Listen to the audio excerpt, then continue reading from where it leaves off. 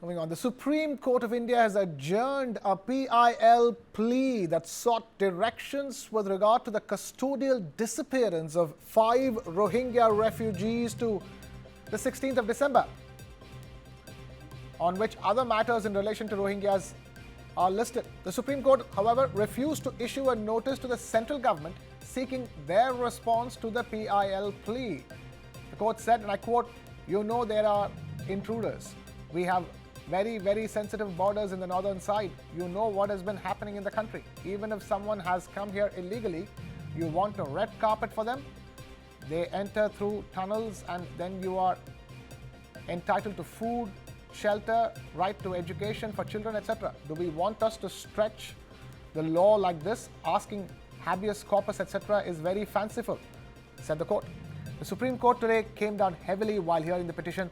A bench led by Chief Justice of India, Surya Kant, made a series of strong observations on the status of Rohingyas in India vis-a-vis illegal infiltration.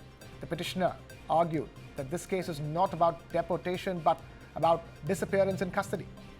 But the CJI pushed back sharply, asking whether Rohingyas have any legal recognition in India.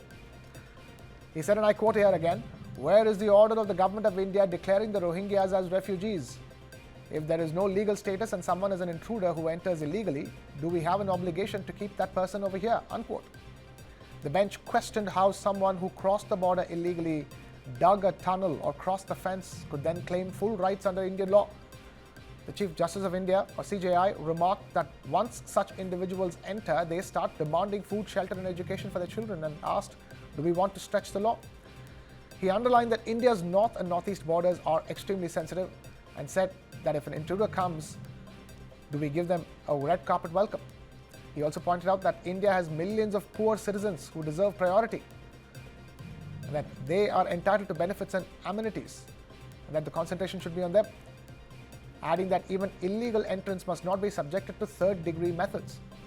The bench further stressed that refugee is a well-defined legal term and asked the petitioner to show which notification grants Rohingyas that status. Solicitor General Tushar Mehta told the court that the PIL petitioner is present and that the affected individuals themselves are approaching the court.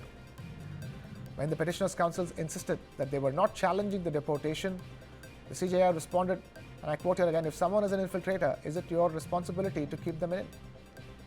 Calling some habeas corpus requests fabricated, the CJI said that the court must be mindful of what is happening in the country and along the borders. And with that, the top court has placed 2 issues squarely on the table: the alleged custodial disappearance of 5 Rohingyas and the larger question of whether Rohingyas enjoy any legal status in India at all.